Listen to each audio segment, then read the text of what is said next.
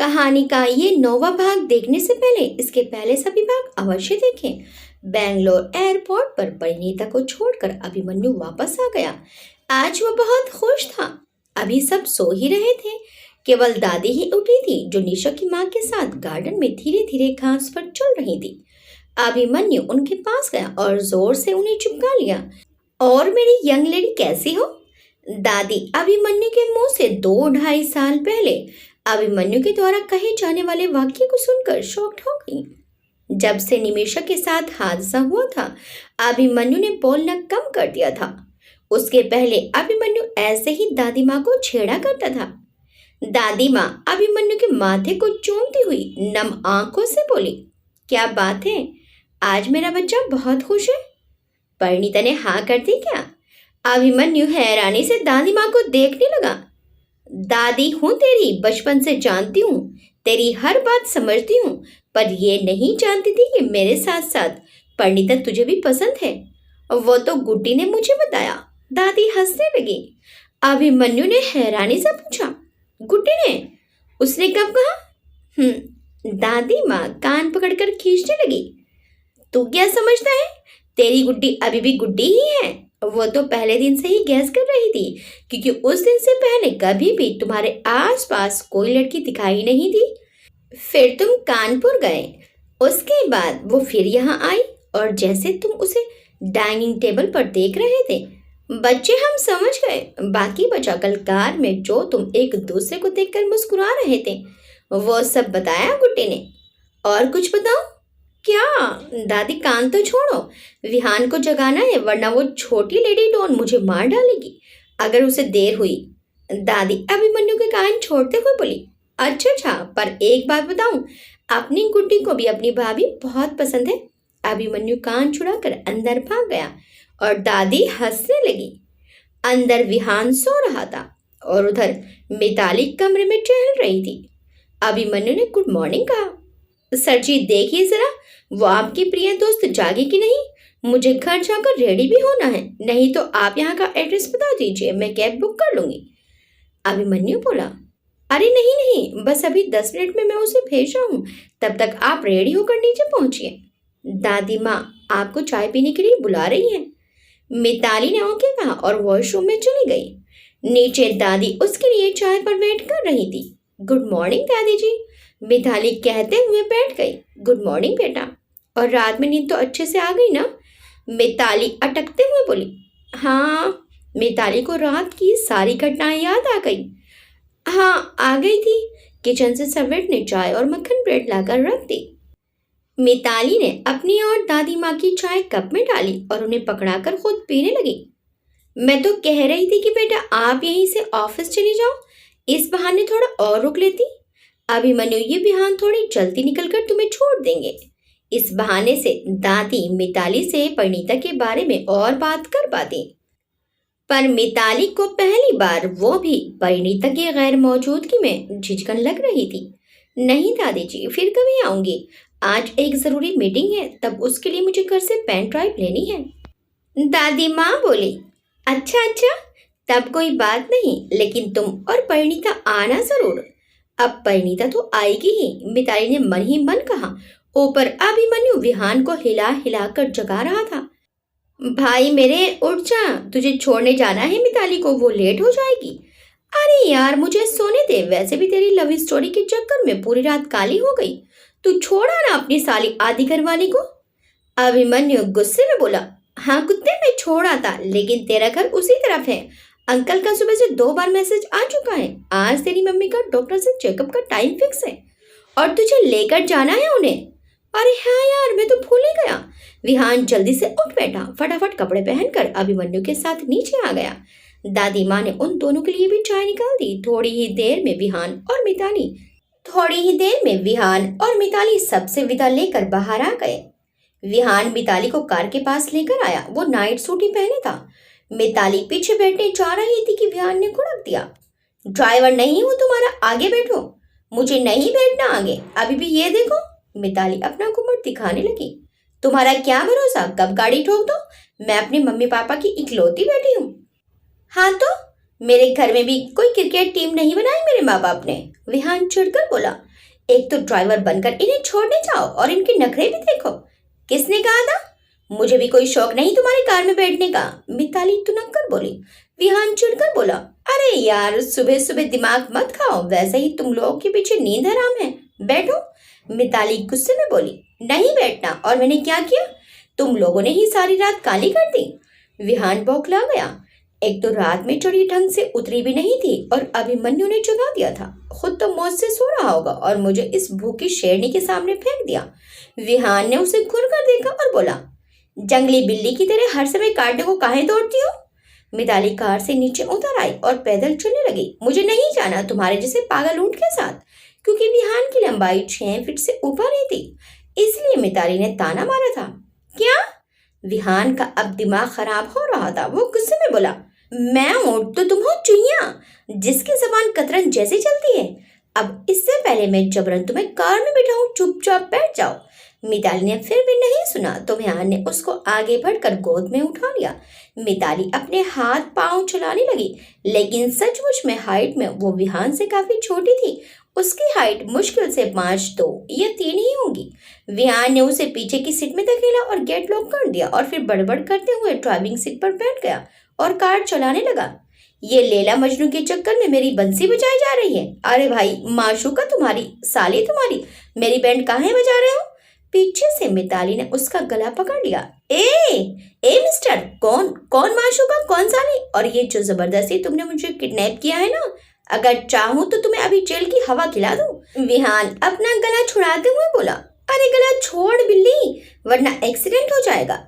नहीं छोड़ूंगी, क्या कर लोगे ऊंट कहीं के। मिताली भी फुल लड़ाई के मूड में थी। विहान का गला वास्तव में दब रहा था और इस हालत में कार चलाना मुश्किल हो रहा था। उसने एकदम से इमरजेंसी ब्रेक लगा दिए। फलस्वरूप गाड़ी तेज से चक्कर खाकर रुक गई। लेकिन मिताली उछलकर विहान के ऊपर लगभग आधी गिर गई। उसका चेहरा विहान के चेहरे से एकदम सट गया। वहीं विहान ने भी बदला लेने के लिए स्टीयरिंग छोड़कर एक हाथ पीछे डालकर मिताली की गर्दन पकड़ ली और अपनी गर्दन में उसके चेहरे को घुसा लिया। एक दूसरे की गर्म सांसों से दोनों ही जैसे कुछ पलों के लिए खुद को खो गए। तभी पीछे से हॉर्न की आवाज से दोनों अलग हो गए। विहान ने मिताली को छोड़ दिया और मिताली भी पीछे अपने को ठीक करती हुई बैठ गई। विहान भी अपने आप को सही करते हुए बोला, तुम्हें परेशान करने का मेरा कोई इरादा नहीं था। अभिमन्यु ने मुझे तुम्हारी जिम्मेदारी सौंपी थी घर छोड़कर आने की, और उसके बाद मैं हर हाल में पूरी करता ही हूँ, चाहे मुझे कुछ भी क्यों ना करना पड़े। बस इसीलिए। मिताली कुछ नहीं बोली। विहान ने मिरर में देखा, वो अपने गाल जो विहान से सटा था टिश्यू पेपर से पोंछ रही थी। विहान चिढ़कर बोला, मुझे कोई छूत की बीमारी नहीं है, समझे? मिताली खिसिया गई। ए मिस्टर, चुपचाप आगे देखकर गाड़ी चलाओ, ज्यादा स्मार्ट बनने की कोशिश मत करो। बनने की क्या जरूरत है, वो तो मैं हूं ही, कहकर विहान ने अपनी कॉलर ऊंची की और मिरर में मिताली को देखकर सीटी बजाने लगा। उसे मिताली को तंग करने में मजा आ रहा था। वहीं मिताली भी अब मन ही मन में हंस रही थी। उधर कानपुर अस्पताल में 12 बजे परिणीता अस्पताल में पापा के सामने थी। बड़े चाचा परिणीता से मिलकर और उसे सब समझाकर घर चले गए थे। घर से मम्मी आने वाली थी। परिणीता तो सीधा यहीं आ गई थी। आज पापा थोड़े बेटर थे। सुबह ड्रेसिंग भी हो गई थी और शरीर की बाकी चोटें भी स्ट्रॉन्ग एंटीबायोटिक्स पहुंचने से सूख रही थी। परिणीता ने हाथों को अच्छे से साबुन से धोया और पापा के पास जाकर बैठ गई। आहट पाकर पापा ने आंखें खोली। सामने परिणीता को देखकर आंखों से आंसू बह निकले। आज उनके द्वारा कहा वाक्य वाकई सच साबित हुआ था। परिणीता बड़े बेटे का फर्ज अदा कर रही थी। परिणीता ने अपने हाथों में उनका हाथ ले लिया। सब ठीक है पापा, आप चिंता ना करें। पापा ने धीरे से मीटिंग के बारे में पूछा। सब सही है पापा, 3 दिन बाद फिर 2 दिनों के लिए जाना होगा। पापा ने पलकें झपकाई और बोले, अभिमन्यु कैसा है? परिणीता ने आश्चर्य से उन्हें देखा। आप? अभिमन्यु बहुत अच्छा लड़का है, पर बेचारे के साथ बहुत ही बुरा हुआ, पापा ने धीरे धीरे कहा। परिणीता ने हैरानी से पूछा, आप अभिमन्यु को जानते हैं? पापा ने धीरे से पलकें झपकाई। परिणीता ने चौंक कर पूछा, कैसे? ये फिर कभी बताऊंगा। तभी दोपहर की नर्स आ गई इंजेक्शन देने के बाद पापा को नींद आने लगी। परिणीता ने उन्हें डिस्टर्ब करना ठीक नहीं समझा और कंबल उठा दिया। वो गहरी नींद में सो गए। 2 बजे मम्मी और अंशु भी आ गए। मम्मी ने परिणीता से घर जाने को कहा और थोड़ा आराम करके रात में आने को बोला। परिणीता को आज से ही ब्यूटी पार्लर भी जाना था। उसने रास्ते में पड़ने वाले लैक्मे पार्लर में अंशु को छोड़ने को कहा। अंशु उसे छोड़ आया। वहां परिणीता ने अपने फोन में नोट किया हुआ उन्हें दिखाया कि उसे क्या चाहिए। 1 घंटे का काम था आज का, थोड़ा बालों की स्मूथिंग, प्री फेशियल वगैरह, इसलिए परिणीता वहीं रुक गई। इस बीच ना तो अभिमन्यु का ही फोन आया, ना ही परिणीता ने उसे किया। उधर अभिमन्यु विहान को मिताली को छोड़ने भेजकर अपने कमरे में आकर सो गया था। अभिमन्यु घोड़े बेचकर सो रहा था कि फोन की बार बार बजती घंटी से परेशान हो गया। निमिषा के डॉक्टर के असिस्टेंट का फोन था। Hello mister Abhimanyu, good morning. Hello, very good morning. वो आज निमिषा मैडम का चेकअप होना है और दादी जी का भी, तो आप उन्हें ठीक 12 बजे अस्पताल ले आइए। सॉरी अगर आपको डिस्टर्ब किया, पर ये रिमाइंडर कॉल थी। It's my job. It's okay and thanks. No issue, में ले आऊंगा दोनों को। कॉल कट करके अभिमन्यु ने घड़ी देखी, 11 बज रहे थे। ओह शिट, मैंने परिणीता को भी फोन नहीं किया। क्या सोच रही होगी, लेकिन अभी मुझे तैयार होकर अस्पताल जाना है, अस्पताल से कर लूंगा। यही सोचकर अभिमन्यु ने निमिषा के कमरे में जाकर निशा से उसे रेडी करने को कहा और फोन से नीचे दादी को बोलकर बाथरूम में घुस गया। 1 बजे के करीब उसने परिणीता को फोन किया, पर नेटवर्क इशू होने से परिणीता उठा नहीं पाई। दोनों के ही दिलों में बेताबी थी, नया इश्क जो था। आज डॉक्टर ने निमिषा का चेकअप करके जो खुशखबरी सुनाई, उसे सुनकर तो अभिमन्यु निहाल हो गया। निमिषा को अब सिर्फ फिजियो और स्पीच थेरेपी की जरूरत थी, बाकी वो बिल्कुल परफेक्ट थी। डॉक्टर ने ये भी कहा कि क्या वो किसी ऐसे शख्स से मिली है जिसे वो पसंद करती हो, क्योंकि उसके अंदर खुशी और सकारात्मक भावनाओं का जन्म हुआ है। अभिमन्यु ने कहा, यस डॉक्टर। डॉक्टर ने मुस्कुराकर कहा, तब तो मैं यही सलाह दूंगा आपको कि आप उस शख्स को निमिषा जी के आसपास ज्यादा से ज्यादा रखने की कोशिश करें। अभिमन्यु बोला, जी डॉक्टर, मैं पूरी कोशिश करूंगा। निमिषा सुन रही थी। बाहर आकर अभिमन्यु को छेड़ते हुए बोली, देखा, आखिर छोटी बहनी काम में आई। क्या मतलब? अभिमन्यु ने उसे आंखें दिखाई, क्योंकि दादी भी पास में ही थी। ओ कम ऑन भाई, अब इतनी भी छोटी नहीं हूँ, भाभी बना दो ना उसे, हम दोनों खूब खुश रहेंगे। दादी निमिषा की भलाइयां लेने लगी। पहली बार तूने कोई समझदारी की बात की है, तेरे मुंह में बड़ी वाली डेयरी मिल्क। अब तू सुन ले अभी, वरना मैं तो एवं ही स्वर्ग सिधार जाऊंगी बिना तेरे बच्चे देखे। फिर मैं भूतनी बनकर तेरे बच्चों को रुलाऊंगी, समझा? वरना मेरे रहते परिणीता को मेरी बहू बना कर लिया। हाय कितनी सुंदर लगेगी लाल जोड़े में मेरी परिणीता। कहते कहते दादी की आंखें भीग गई। परिणीता नाम से उन्हें हमेशा अपनी बहू की याद आ जाती थी। अभिमन्यु ने दादी को यूं संजीदा होते देखा तो मजाक करते हुए बोला, अच्छा बाबा, अब तुम लोग यहाँ पर तो कोई ड्रामा मत करो, लेकिन सोच लो, वो लड़की नहीं मुसीबत है, हमेशा लड़ने को तैयार रहती है। दादी और निमिषा एक साथ ही बोल पड़ी, हमें मंजूर है। अभिमन्यु मुस्कुरा दिया। ब्यूटी पार्लर में बालों में हेयर कैप लगवाकर परिणीता फेशियल करवा रही थी। हाथों में फोन था जिसे वो बार बार चेक कर रही थी, पर ना तो अभिमन्यु को कोई मैसेज था और ना ही कॉल थी। परिणीता के मन में उथल पुथल होने लगी। जब ज्यादा बेचैनी होती है तो निगेटिव फीलिंग ज्यादा ही आती है, और परिणीता तो वैसे भी इमोशनल ज्यादा ही थी। क्या कल नशे में अभिमन्यु ने जो कहा वो सच नहीं था? पर आज सुबह सुबह भी तो उसने वही बात दोहराई। क्या करूं मैं? फोन करूं? नहीं, क्या सोचेगा वो? हे भगवान, मैं क्या करूं? कहीं अभिमन्यु ने मजाक तो नहीं किया? नहीं नहीं, ऐसे नहीं हो सकता। क्या अभिमन्यु के लिए भी लड़कियों की फीलिंग से खेलना आम बात जैसा ही है? ऐसा लगता तो नहीं। जितना वो अभिमन्यु को समझ पाई है, हर बार उसे अभिमन्यु पहले से ज्यादा समझदार और जिम्मेदार लगा है।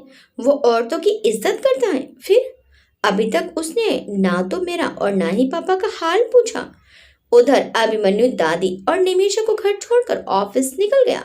सूरत शाम 5 बजे आदित्य के फोन पर फॉरेंसिक टीम के हेड का फोन आया। नयन और परम के सैंपल भी पॉजिटिव ही थे। फिंगरप्रिंट तो इतने स्पष्ट नहीं थे, लेकिन उस भयावह दुर्घटना के समय निमिषा के शरीर पर उन लोगों द्वारा बेरहमी से अंग प्रत्यंग काटने से जो डीएनए सैंपल रिपोर्ट में सबमिट था, एवं निमिषा ने जो नाखूनों से उन्हें खरोचा होगा, उसमें फंसे खून एवं खाल से निकाले गए ब्लड सैंपल की रिपोर्ट से 100% इन दोनों के डीएनए मैच कर रहे थे। अब शक की कोई गुंजाइश नहीं थी और सबूत पक्के थे। आदित्य ने अभिमन्यु को फौरन सूरत आने को कहा ताकि बिना देर किए दोबारा एफआईआर दर्ज हो सके। अभिमन्यु विहान को बताकर ऑफिस से ही सूरत निकल गया। इन सब चक्कर में वो परिणीता से बात भी नहीं कर पाया। रात 8 बजे परिणीता घर में फोन लिए बेचैनी से इधर से उधर टहल रही थी। क्या करूं मैं? उसने मिताली को फोन किया पर उसे भी सुबह के बाद कुछ पता नहीं था। आखिर अपने दिल से हार कर उसने निमिषा को फोन किया। निमिषा परिणीता का फोन देखकर मुस्कुरा उठी। लगी है आग दोनों तरफ, सोचकर उसने फोन उठा लिया। Hi Nimisha, this is Parineeta here. Parineeta ने अटक कर कहा। ओह हाय, परिणीता भाभी मन में बोलते हुए। आप पहुंच गए? अंकल कैसे? परिणीता बोली, वो ठीक है। वो अभिमन्यु सर का फोन नहीं लग रहा था, मुझे कुछ पूछना था। निमिषा को भी पता नहीं था कि अभिमन्यु कहाँ है। भाई तो ऑफिस में ही होंगे, हो सकता है मीटिंग में हो। आप विहान भाई से पूछ लो। परिणीता बोली, नहीं उनका तो नंबर नहीं है मेरे पास। एक्चुअली मैंने दोपहर में भी किया था पर उठाया नहीं। परिणीता मायूसी से बोली। मिताली बोली, हाँ वो मुझे और दादी को हॉस्पिटल लेकर गए थे भाई, हो सकता है इसीलिए। रुकिए, मैं विहान भाई का नंबर सेंड करती हूँ, आप उनसे बात कर लो। अच्छा, परिणीता ने कहा। आप और दादी ठीक है? हाँ, आपको मिस कर रही हैं। आप जल्दी से घर आओगे तो हम लोग और ठीक हो जाएंगे। मैं? मेरे आने से? परिणीता चौंक कर बोली। और तेरी! निमिषा अपने सिर पर चुपच चुमाकर बोली। मेरा मतलब है कि हम दोस्त हैं ना, तो दोस्तों के आने से खुशी ही होती है ना, इसीलिए। परिणीता बोली, हाँ हाँ हम आएंगे, ओके कहकर परिणीता ने फोन रख दिया। थोड़ी ही देर में निमिषा ने विहान का नंबर सेंड कर दिया। परिणीता वहां की स्थिति में फोन को हाथों में घुमाते हुए इधर उधर टहलने लगी। क्या करें? तभी मम्मी का कॉल आ गया। वो घर आ रही थी और अब परिणीता को जाना था। परिणीता ने अपना खाना और पापा के लिए दलिया पैक किया और ऑटो करके अस्पताल के लिए निकल गई। अस्पताल पहुंची तो मम्मी और अंशु घर जाने की तैयारी में थे। अंशु को अपने एंट्रेंस की तैयारी करनी थी नीट में एडमिशन के लिए। परिणीता अंदर रूम में चली गई। पापा आंखें बंद किए तकिए के सहारे से बैठे थे। परिणीता की आहट पाकर आंखें खोल दी। सामने परिणीता को बैठे देखकर चेहरे पर चमक आ गई। आज 3 दिन बाद वो परिणीता को जी भर कर देख रहे थे। परिणीता ने पूछा, कैसे हैं पापा? ठीक हूँ, और तुम ठीक हो? मेरी वजह से तुम्हें बहुत भाग दौड़ करनी पड़ी। पापा की आंखें नम हो गई। क्या पापा? परिणीता उनके माथे को सहलाने लगी। आपने भी कितनी भाग दौड़ की है हमारे लिए, अब हमारी बारी है। और तुम्हारी शूटिंग कब होगी? 4 दिन बाद, लेकिन मुझे 1 दिन पहले जाना होगा। पापा ने धीरे से कहा। और अभिमन्यु कैसा है? अभिमन्यु का नाम सुनकर परिणीता उदास हो गई। उसकी आंखें नम हो गई, फिर भी मुस्कुराते हुए बोली, क्या बात है पापा, आप तो उनसे मिले भी नहीं, केवल नाम से इतना प्यार हो गया। मैं जानता हूँ उस बच्चे को। पापा जैसे बीते दिनों की गहराई में जाने लगे। क्या आप अभिमन्यु को जानते हैं? कब, कैसे, और आपने कभी बताया क्यों नहीं? परिणीता हैरानी से आंखें फाड़कर सवाल पर सवाल किए जा रही थी। ओहो, पापा ने आंखें खोलकर धीरे से बोला। रुको तो, कैसे बताता, जबकि मुझे खुद ही नहीं पता था कि ये वही अभिमन्यु है। परिणीता असमंजस से बोली। कौन? ये अभिमन्यु वो अभिमन्यु है? क्या है पापा यह सब? परिणीता अपने सर को पकड़कर परेशान होने लगी। बेटा, पापा ने धीरे से परिणीता को अपने पास ही हाथ पकड़कर बिठा लिया। सुनो तो मेरी बात, कहते कहते वो शून्य में खो गए। परिणीता उनके चेहरे पर आए उतार चढ़ाव को साफ देख रही थी। तेरे जन्म से पहले सावन में भोला बाबा के दर्शन करने और गंगा स्नान करने मैं बनारस गया था। बहुत भीड़ थी। नहाकर और दर्शन करके मैं वहीं दशाश्वमेध घाट पर नीचे सीढ़ियों पर बैठ गया। तभी ऊपर से एक बॉल लुढ़क कर मेरे पास आ गिरी। मैंने ऊपर देखा तो 3 या 4 साल का गोलू मोलू सा अच्छे घर का लड़का मुझे ही देख रहा था। मैंने उसकी बॉल वापस ऊपर फेंक दी। बच्चा तो बच्चा, वो प्यार से मुस्कुराया। उसे इस खेल में मजा आ गया। उसने फिर जानबूझकर वापस मेरे पास फेंक दी। मैं भी मुस्कुराते हुए अपनी होने वाली संतान की उसमें सूरत देखते हुए खेलने लगा। अचानक ही बॉल फिसल कर नीचे पानी में जा गिरी। मैंने उसकी उदास आंखें देखी और बॉल पकड़ने के लिए पानी में उतर गया। मुझे तैरना आता था, लेकिन मुझे एहसास नहीं हुआ कि वो बच्चा भी मेरे पीछे पीछे अपनी बॉल की लालच में पानी में आ गया। बॉल थोड़ा आगे बह गई थी। मैंने बॉल पकड़ ली और पीछे मुड़कर देखा तो घाट पर शोर उठा था और वो छोटा सा बच्चा आगे गहरे पानी में समाते हुए हाथ पांव चला रहा था। मैंने विश्वनाथ बाबा का नाम लिया और उस गहरे पानी में गोता लगा दिया जहां मेरी जान को भी खतरा था। पर आखिर में मैं उस बच्चे को नीचे गहरे पानी से ऊपर खींच ही लाया। तब तक पुलिस भी आ गई। हम दोनों को तत्काल ही अस्पताल ले जाया गया। मैं 3 घंटे बाद अस्पताल में होश में आया था। सामने बच्चे के मम्मी पापा हाथ जोड़कर खड़े थे। तभी पता चला था कि यह बच्चा परिणीता फैब्रिक के मालिक का है और इसका नाम अभिमन्यु है। इतना कहकर वो चुप हो गए, थक गए थे शायद। परिणीता को और आगे जानने की उत्सुकता थी, पर उनकी थकान जानकर चुप रह गई। तभी नर्स आ गई। मैडम, अंकल को दलिया खिला दीजिए, फिर मैं रात वाली दवा दे दूंगी। ठीक है, कहकर परिणीता ने पापा के गले में नैपकिन लगा दिया और हॉटपॉट से प्लेट में दलिया निकालने लगी। वो समझ गई थी अब पापा थक चुके हैं और दवा लेकर वो सो जाएंगे। सूरत में आदित्य के घर पर रात 10 बजे अभिमन्यु ऊपर आदित्य के कमरे में गुस्से से टहल रहा था। अभिमन्यु होटल में ना रुककर सीधे आदित्य के घर पर ही आ गया था। नीचे आदित्य की मम्मी दोनों को डिनर कराकर अपने कमरे में सोने चली गई थी। अचानक ही अभिमन्यु ने अपने हाथ में पकड़ा विस्की का गिलास जमीन पर दे मारा। मैं उन हरामजादों कमीनों को यूं ही कानून के हवाले कर सस्ते में नहीं छोड़ूंगा जब तक उन्हें उतना ही ना तड़पाऊं जैसे मेरी गुड्डी दर्द में तड़पी होगी। मैं बताए दे रहा हूँ, ऐसे में नहीं छोड़ने वाला उनको। कहते कहते गुस्से, दुख और नशे की अधिकता में अभिमन्यु वही कांच के टुकड़ों पर बैठने लगा। भाई संभालो अपने आप को, आदित्य उसे जमीन से उठाते हुए बोला। छोड़ूंगा तो मैं भी नहीं भाई उनको। मेरी निमिषा जिस दर्द और तकलीफ से गुजरी है उनको भी उसी से गुजरना होगा। तेरी निमिषा? नशे में भी अभिमन्यु को निमिषा से जुड़ी हर चीज याद रहती है। आदित्य घबरा गया। मेरा मतलब भाई हमारी निमिषा। माथे से पसीना पोंछते हुए उसने अभिमन्यु को संभाल कर बेड पर लिटा दिया। लेकिन तू तो कल FIR दर्ज कराने जा रहा है, फिर तो वो जेल में होंगे। तब भाई पहले हम उनकी सामाजिक रेपुटेशन पर हमला करेंगे, फिर उनके शरीर पर। आदित्य दांत पीस कर बोला। आप आराम करिए, मैं कल की तैयारी करता हूँ। अब हम 1 मिनट भी देर नहीं करेंगे। पता है आदि, हमारी गुड्डी अब खुश रहने लगी है जब से वो मिस मुसीबत परिणीता से मिली है। डॉक्टर ने भी यही बोला है कि निमिषा को ज्यादा से ज्यादा परिणीता के साथ रहना चाहिए। तो कर दीजिए ना सबके मन की। दादी, निमिषा, दादू सब खुश हो जाएंगे। मिस परिणीता को मिसेस अभिमन्यु बनाकर। ज्यादा दिमाग मत चलाओ, अभिमन्यु ने आदित्य को घूरा। ओह, तो आप मिस परिणीता को मिस कर रहे हैं? आदित्य ने मुस्कुराकर कहा। अरे शिट यार, परिणीता के नाम से अभिमन्यु ने अपना माथा खुजाया। मैं तो परिणीता को फोन करना ही भूल गया। ओह माय गॉड, क्या सोच रही होगी? मेरा फोन कहाँ है? अभी करता हूँ। तो ये कहिए ना कि निमिषा से ज्यादा आप खुश होते हैं उनके साथ रहकर। आदित्य ने अभिमन्यु की आंखों में झांक कर कहा। बकवास मत करो, मुझे फोन दो। मेरी कंपनी की मॉडल है वो, और उसका हाल चाल लेना बनता है।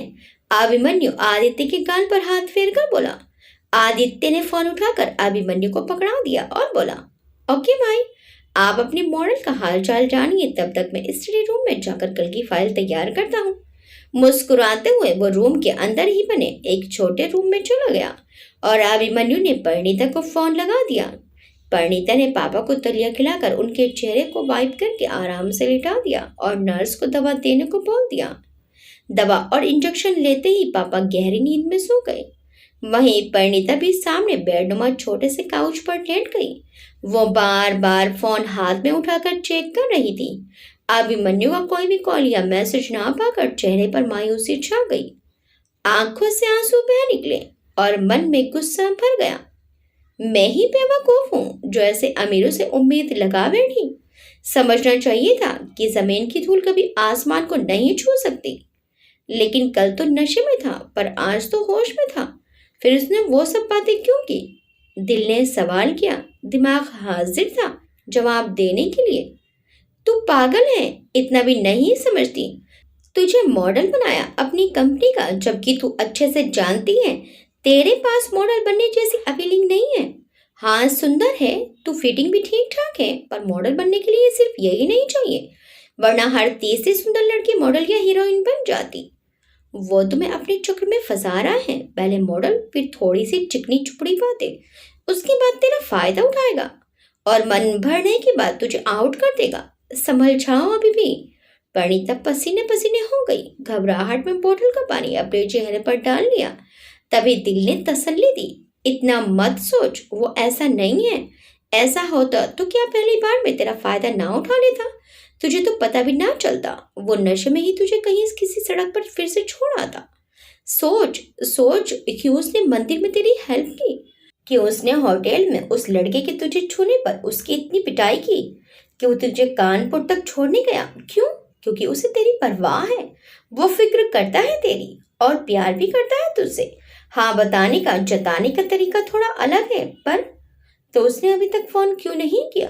परिणीता ने अपने दिल से पूछा। और ना ही मेरा फोन उठाया। हो सकता है नेटवर्क इशू हो सकता है किसी इंपॉर्टेंट काम में बिजी हो। अभी तुम उसके बारे में जानते ही कितना हो। हाँ ये तो है, पापा भी बताते बताते सो गए। कोई नहीं, कल पूछ लूंगी। मिस्टर खड़ूस की पूरी राम कहानी। खड़ूस नाम लेते ही परिणीता के चेहरे पर एक प्यारी सी स्माइल आ गई। आंखें बंद करके अभिमन्यु के साथ हुई शुरू से अब तक की बातें याद करने लगी और मुस्कुराने लगी। तभी फोन की लाइट जल उठी। म्यूट होने से परिणीता ने तुरंत देखा। अभिमन्यु का नाम ज्वालामुखी और साथ में आग का गोला बना हुआ था। ऐसे सेव किया था। इतनी रात में इनकी बत्ती जली है। फोन हाथ में उठाकर पापा की ओर देखते हुए रूम से बाहर निकल आई। 4 घंटे के बाद फोन कट गया। परिणीता गैलरी से निकलकर खुले में आ गई। तभी मैसेज आया। सो गई क्या? नहीं तो, परिणीता ने रिप्लाई किया। तभी अभिमन्यु का फोन फिर से आ गया। वो बोला, फिर फोन क्यों नहीं उठाया? परिणीता हल्के गुस्से में बोली। दिन भर के बाद अब फुर्सत मिली? अभिमन्यु बोला। क्या तो था, जब उठाओ तब ना। हाँ, जैसे हम हमेशा फ्री रहते हैं। वैसे भी कोई फोन नहीं आया, अभिमन्यु ने जवाब दिया।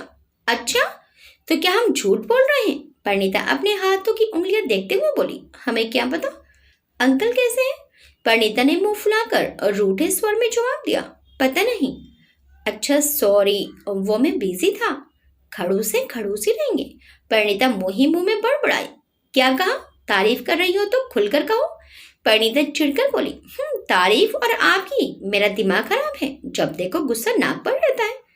कहा ना बाबा सॉरी, बिजी था। तुम बताओ, खाना खाया? परिणीता बोली। नहीं। क्यों? बस ऐसे ही। अभिमन्यु मुस्कुराते हुए बोला। मेरी याद आ रही थी इसलिए। परिणीता बोली। अच्छा, अब आप इतने भी अच्छे नहीं हैं। अच्छा, फिर कितने अच्छे हैं? अभिमन्यु ने छेड़ा। परिणीता खामोश हो गई। अच्छा जाओ, खाना खाओ और रेस्ट करो, परिणीता ने कहा। तभी आदित्य रूम में आया और बोला। अभिमन्यु भाई, हम सुबह आईजी के पास चलेंगे एफआईआर दर्ज करने। अभिमन्यु ने फोन देखा, ऑन था। परिणीता ने सुन लिया था। वो घबरा कर बोली। क्या हुआ? परिणीता उधर से पूछ रही थी। अभिमन्यु आप कहाँ हो? किसकी एफआईआर? क्या हुआ? अभिमन्यु बोला। परिणीता प्लीज अभी फोन रखो, गुड नाइट। परिणीता बोली। अभिमन्यु सुनो तो। तब तक अभिमन्यु ने फोन काट दिया। अब परिणीता का दिमाग घूम गया। आखिर हो क्या रहा है? कुछ तो लोचा है मिस्टर खड़ूस की लाइफ में, लेकिन पूछूं तो किससे? परिणीता का सोचते सोचते सर दर्द होने लगा। वो कैंटीन की तरफ बढ़ गई। भैया एक स्ट्रॉन्ग चाय देना, कहकर सिर पकड़ कर बैठ गई। सुबह 6 बजे दादा इधर उधर बेचैनी से टहल रहे थे। कल रात दादी को थोड़ी बेचैनी हो रही थी, तो वो उन्हीं के साथ थे। उन्हें पता ही नहीं चला कि अभिमन्यु रात में घर नहीं आया। अभी तक दादी दादू को अभिमन्यु ने केस से संबंधित कुछ भी नहीं बताया था। अभी ही गार्ड ने बताया कि छोटे साहब रात में घर नहीं लौटे। अभिमन्यु के ड्राइवर ने कड़ाई से पूछताछ करने पर यही बताया कि वो उन्हें शाम 6 बजे एयरपोर्ट पर छोड़कर आया था। अब वो कहाँ गए हैं पता नहीं। ये लड़का भी, दादू बड़बड़ाते हुए पूरे लोन का चक्कर काट रहे थे। पता नहीं क्या करता है, कहाँ जाता है। ये भी नहीं सोचता कि हम बूढ़े लोगों की जान बसती है उसमें। निमिषा की जिम्मेदारी है उस पर। कहीं उसे कुछ हो जाए तो क्या होगा? नहीं नहीं, ईश्वर इतना बेरहम नहीं हो सकता। पहले ही हम सब की जिंदगी में इतने दुखों को भर दिया कि अब और सहने की हिम्मत नहीं। हे ईश्वर, किससे पता करूं? वो उसका चमचा कमबख्त विहान बेवड़ा अभी तो सो रहा होगा कहीं। परिणीता के पास कानपुर तो नहीं चला गया? ये सोचकर ही जैसे दिल को सुकून मिल गया, होठों पर प्यारी स्माइल आ गई। हाँ, वहीं गया होगा। वैसे है तो प्यारी बच्ची, सबसे इतना प्यार जो करती है। और अभिमन्यु से? उसका तो पता नहीं, पर मेरे लाडले को जरूर वो पसंद है। नहीं तो आज तक तो अभिमन्यु ने अपने आसपास किसी लड़की को फटकने ना दिया, जबकि लड़कियां उसके एक इशारे पर मर मिटने को तैयार रहती हैं। कितने ही बड़े बड़े घरानों से सुंदर पढ़ी लिखी बिजनेस वुमन के रिश्ते भी आए, पर अभिमन्यु ने सबको नकार दिया। पर ये लड़की, कुछ तो बात है इसमें, या फिर ईश्वर ने अभिमन्यु के लिए उसी को चुना है। ये तो वेंकटेश्वर ही जाने। मैं परिणीता से ही पूछता हूँ। उसके पापा का हाल जानने के बहाने से अभिमन्यु का भी पता चल जाएगा, वरना उसकी दादी मेरी जान खा जाएंगी। दादू ने अपने कुर्ते की जेब से फोन निकाला और परिणीता को मिला दिया।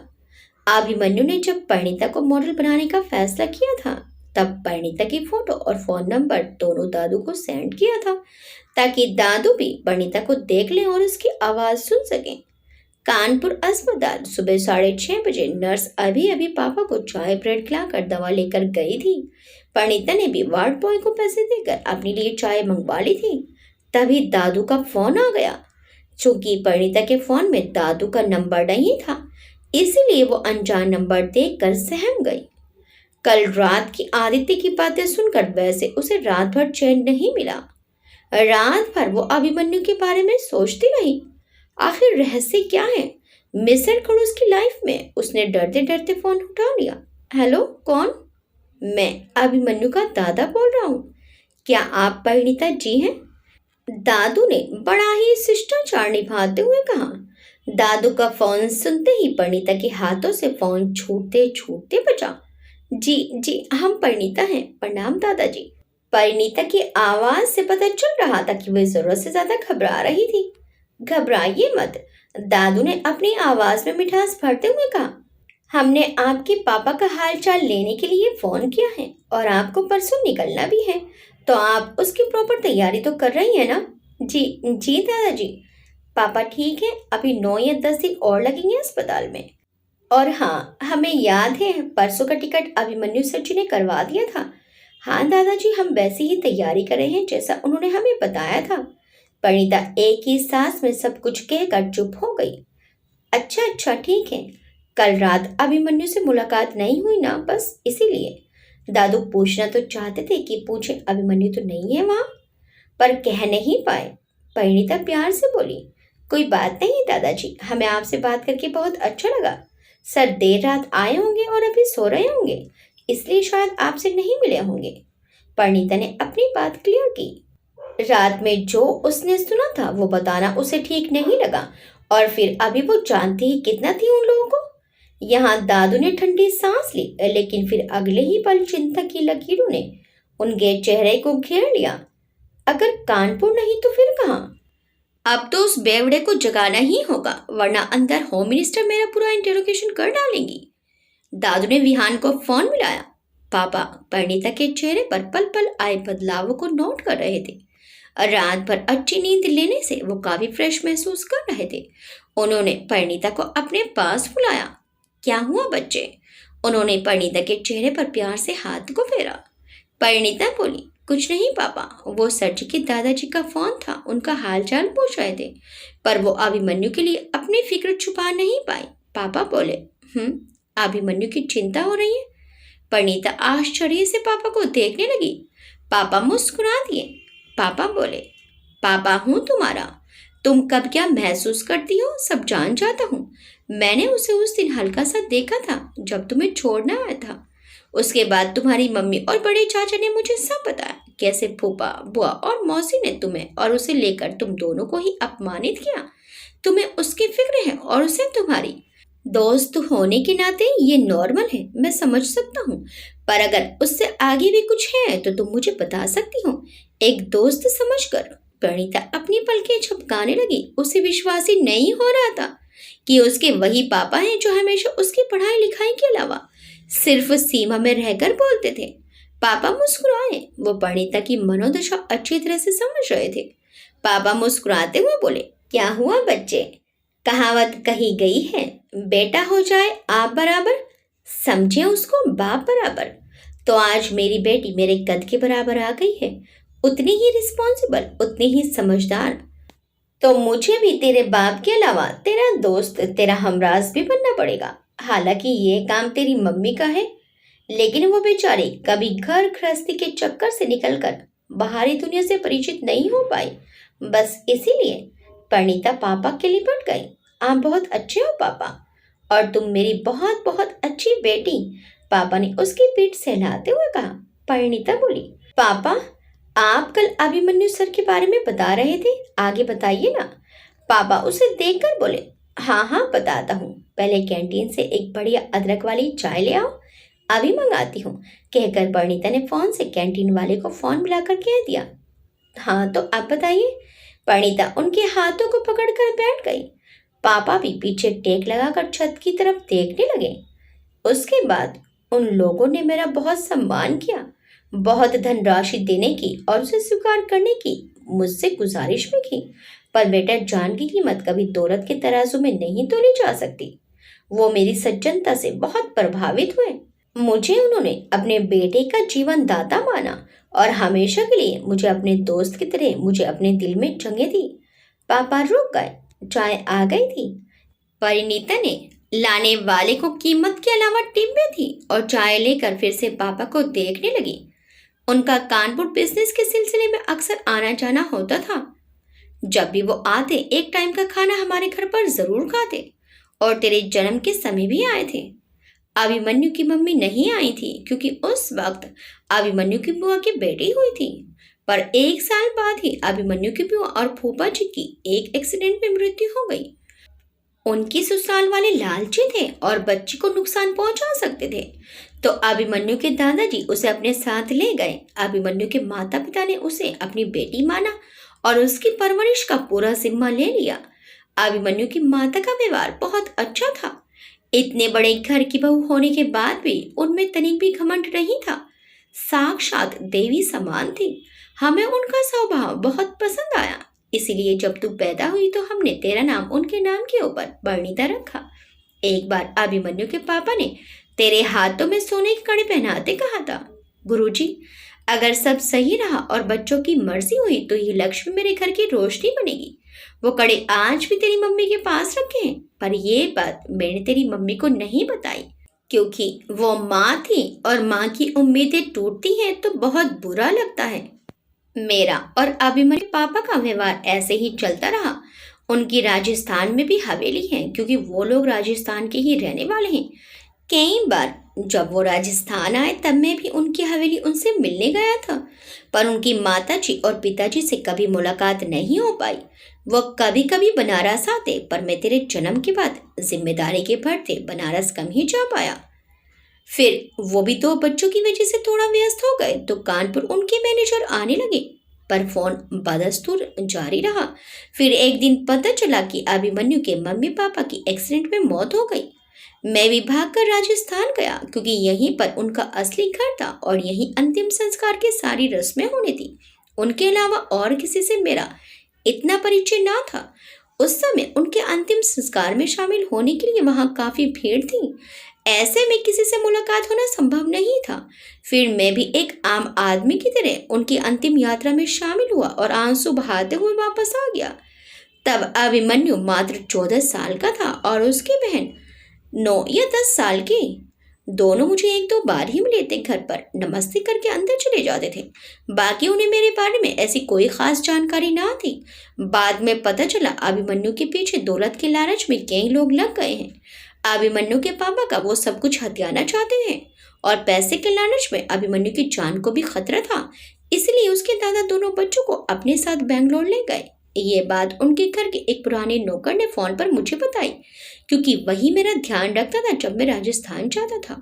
उसके बाद से मेरा अभिमन्यु से कभी मिलना नहीं हो पाया और मैं भी उस बात को अपने दिल में दबा कर बैठ गया।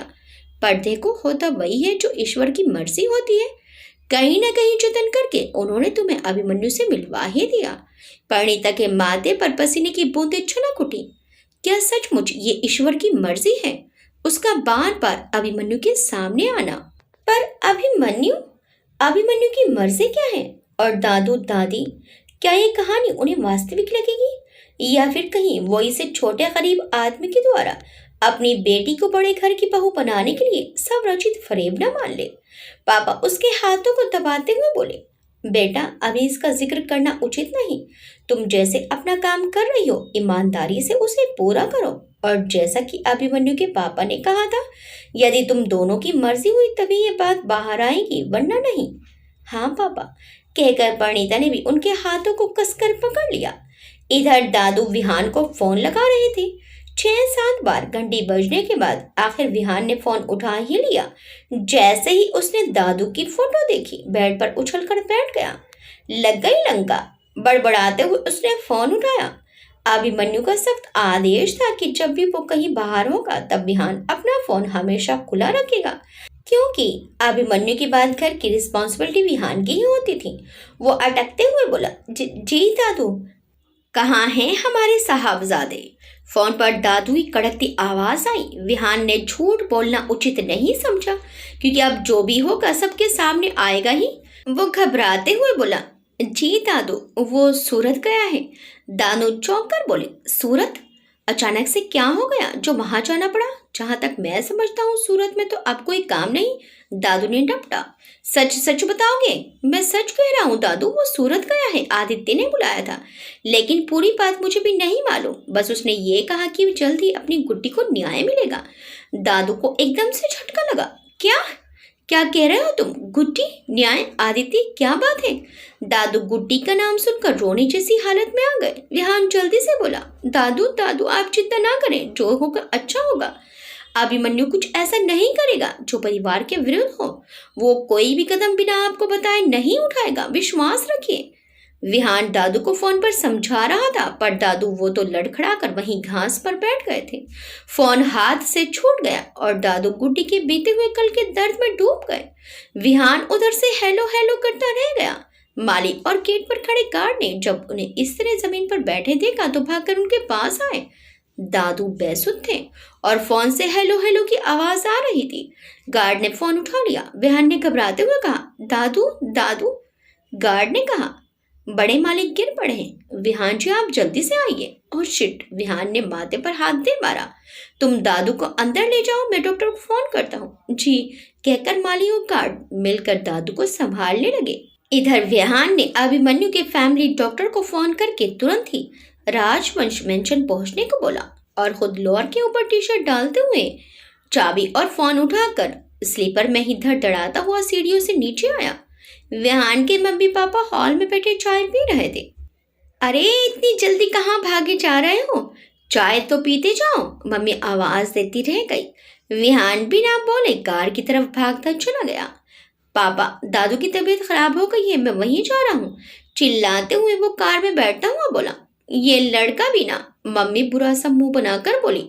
जब से अभिमन्यु, विहान और तरुण ने बिजनेस में एंट्री ली थी, तब से विहान के पापा भी ऑफिस कम ही जाते थे, केवल वहां की सुपरवाइजरी करने। आप कुछ कहते क्यों नहीं? जब देखो इधर उधर भागता रहता है, न खाने का होश न अपने घर की चिंता। कितने दिन हो जाते हैं उससे ढंग से बात भी नहीं कर पाती। मेरा भी मन होता है उसका सेहरा बंधे, कोई मेरे साथ भी हंसने बोलने वाला है, पर वो तो जैसे अपनी ही दुनिया में मस्त रहता है। मम्मी के चेहरे पर अपने इकलौते बेटे के लिए चिंता साफ नजर आ रही थी।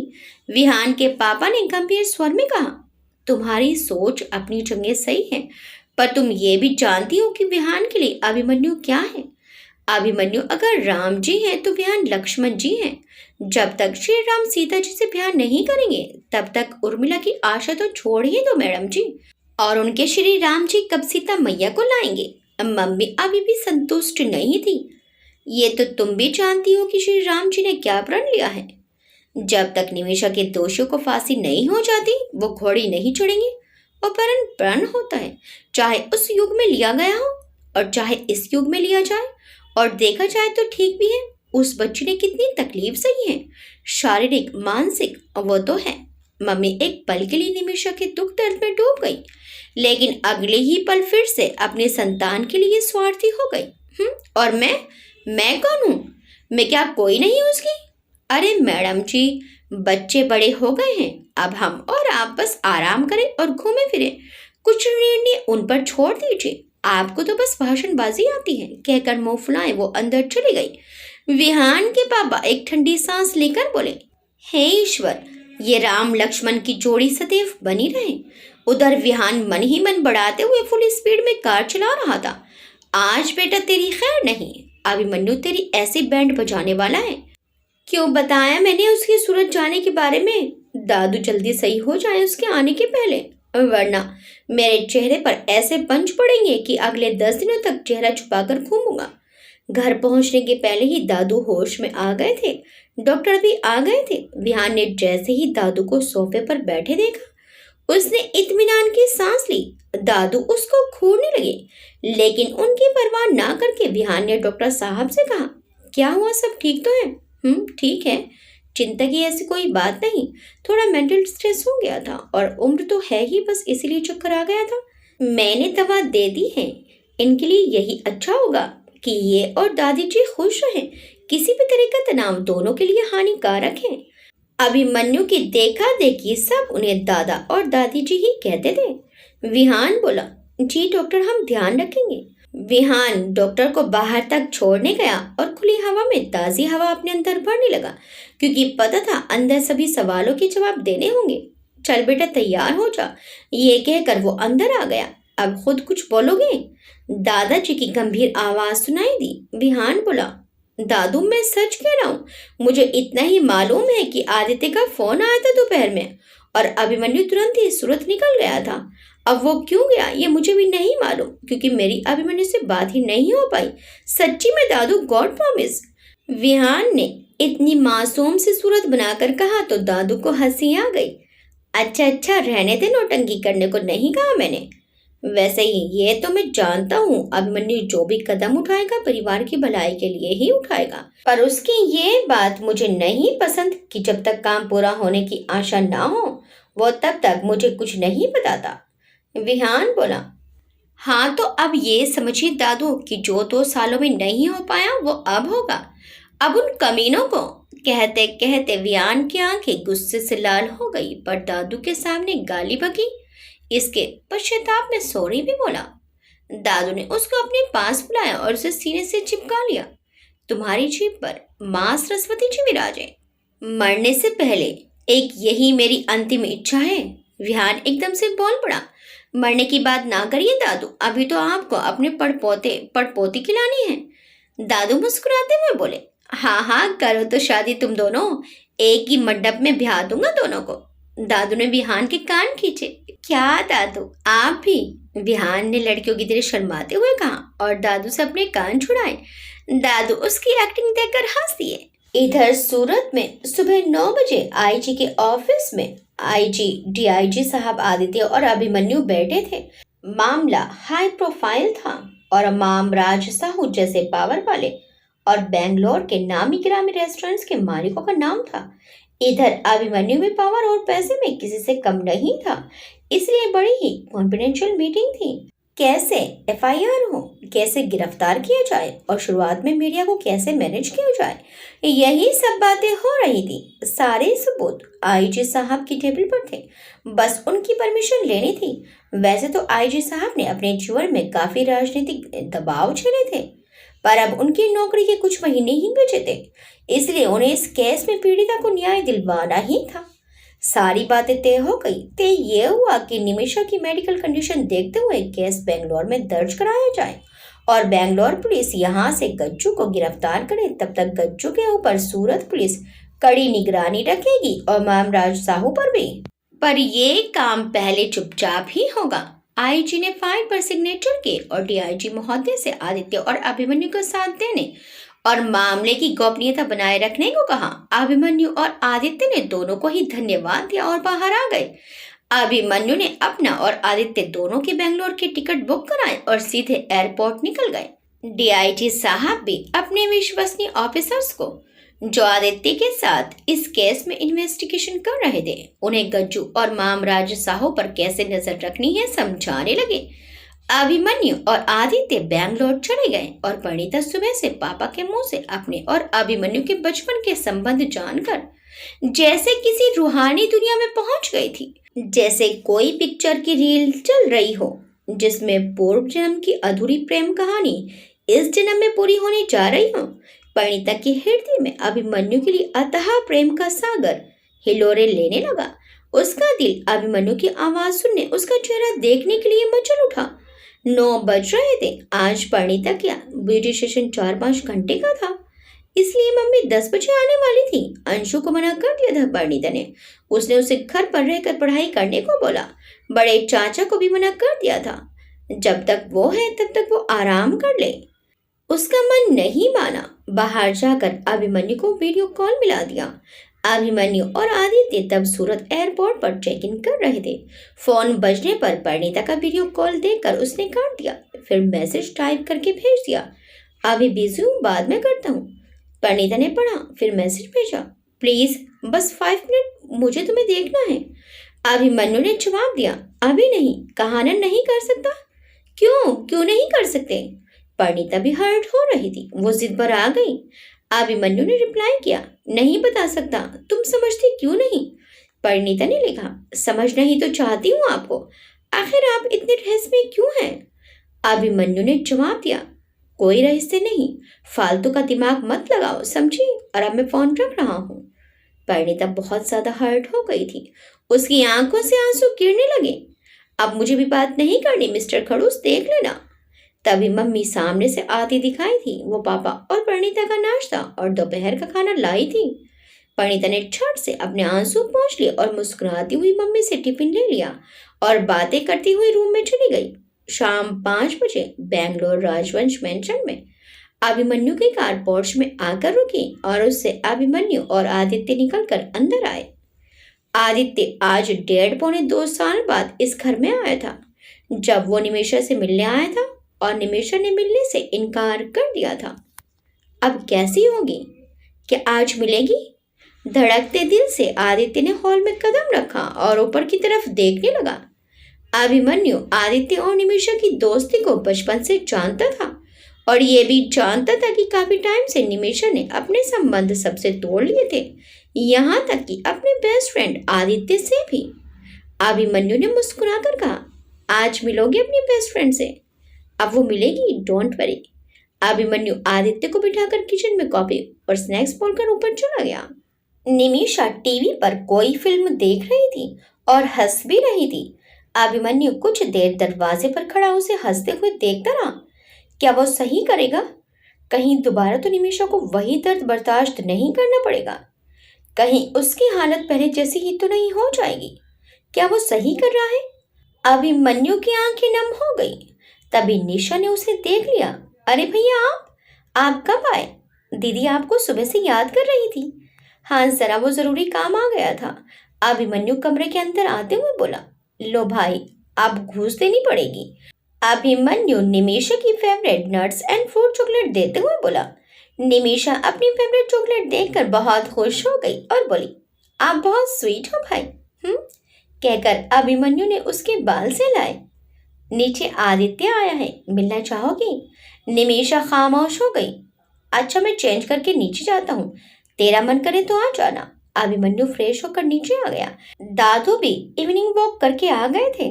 दादी आज उनकी परिचित रेखा आंटी की बेटी की हल्दी की रस्म में गई थी, निशा की माँ के साथ। अभिमन्यु और आदित्य को एक साथ देखकर पहले तो दादू बेहद खुश हुए, लेकिन अगले ही पल गंभीर हो गए। आदित्य ने पैर छुए। दादू ने बेहद गंभीर आवाज में कहा, खुश रहो। और एसपी साहब कैसे आना हुआ? हमें तो लगा आप हमें भूल ही गए। ऐसा कभी हो सकता है दादाजी? आपकी बदौलत हम यहाँ आए। आदित्य ने बड़े ही शालीनता से कहा। नहीं एसपी साहब, आप आज जहाँ हैं अपनी मेहनत और लगन की बदौलत है। अभिमन्यु बोला। दादू, हमें आपसे बहुत जरूरी बात करनी है। दादू बोले। हाँ तो कहिए। आप कमरे में चलिए, हम वहीं चाय पियेंगे, ठीक है? अभिमन्यु ने नौकर को दादू के रूम में चाय नाश्ता लाने को कहा और आदित्य के साथ दादू को लेकर रूम में आ गया। दादू, ध्यान से सुनिए, कहकर अभिमन्यु उनके पैरों के पास बैठ गया। उनके हाथों को अपने हाथों में लेते हुए अभिमन्यु ने अपनी बात शुरू की। निशा के फोन की पहली रिंगटोन सुनकर निमिषा के रिएक्शन से लेकर सूरत जाना, आदित्य से मिलकर इस केस का इतनी जल्दी आगे बढ़ना और अब इस केस के पक्के सबूत मिलने के बाद कल पास के थाने में एफआईआर दर्ज करना है, कहकर अभिमन्यु चुप हो गया और दादू की तरफ देखने लगा। दादू अभिमन्यु को धक्का देकर एकदम से खड़े हो गए। नहीं, ये मैं तुम्हें नहीं करने दूंगा अभिमन्यु। खबरदार जो तुमने ऐसा किया। 2 साल के बाद गुड्डी ने अभी अभी तो हंसना शुरू किया है, अब तो लोग भी भूल गए हैं और डॉक्टर के हिसाब से भी वो ठीक है। तुम क्या चाहते हो? गुड्डी एक बार फिर वही दर्द झेले, कोर्ट में खड़े होकर फिर वही दोहराए जो उसके साथ हुआ। पिछली बार तो वो 3 महीने कोमा में रही थी, इस बार तो वकील मीडिया उसे अपमानित करने में कोई कसर नहीं छोड़ेंगे। नहीं अभिमन्यु, अब मुझे और तुम्हारी दादी को शांति चाहिए और गुड्डी के गुनहगार को ऐसे ही खुला छोड़ दे दादू। अभिमन्यु ने कांपती आवाज में कहा। हमें तो अभी तक पता भी नहीं था दादू कि वो लोग हैं कौन, और अब जबकि वो राक्षस हमारे सामने हैं और हमारे पास पक्के सबूत हैं, हम अपनी गुड्डी को न्याय दिलवा सकते हैं, तब आप मना कर रहे हैं क्यों दादू? आप जानते हैं 2 सालों से मैं चैन की नींद क्यों नहीं सो पाया? क्यों मैं देर रात नशे में आता था? क्योंकि दिन तो काम में कट जाता था, पर रात होते ही मुझे अपने अंदर एक निकम्मा भाई नजर आने लगता था जो अपनी छोटी बहन की इज्जत के साथ खेलने वालों का कुछ नहीं बिगाड़ सकता था। दादू, मुझसे तो अच्छा वो रावण था जो अपनी बहन की केवल नाक कटने का बदला लेने के लिए जान की परवाह ना करके श्री राम से भिड़ गया था, और यहाँ तो उन लोगों ने मेरी बहन की पूरी जिंदगी बर्बाद कर दी है और आप कह रहे हैं छोड़ दूं? दादू बोले, हाँ मैं कह रहा हूँ, मुझे अब कोई न्याय नहीं चाहिए। मेरी गुड्डी अब खुश है और तू बस शादी कर ले, उसके बाद गुड्डी के लिए भी हम लोग कुछ सोच लेंगे, तब तक वो और भी ठीक हो जाएगी। और ऐसा नहीं है, आजकल के पढ़े लिखे नौजवान ऐसी लड़कियों को भी अपनाते हैं, और तुम्हें ये सब करने के लिए मुझसे पूछना चाहिए था, मैं पहले ही मना कर देता। दादू मुंह फेर कर खड़े हो गए। उफ दादू! अभिमन्यु सिर पकड़ कर बैठ गया। आगे क्या होगा? अब आदित्य और अभिमन्यु क्या करेंगे? क्या दादू अभिमन्यु और आदित्य की बात मान लेंगे? क्या निमिषा को न्याय मिल पाएगा? क्या निमिषा को अपने गुनहगारों का पता चल जाएगा? देखिए इस कहानी के अगले भाग में आपको ये कहानी कैसी लगी हमें कमेंट्स करके जरूर बताइएगा। वीडियो अच्छी लगी तो वीडियो को लाइक शेयर सब्सक्राइब करना मत भूलिएगा। मिलते हैं इस कहानी के अगले भाग में। Till then bye bye.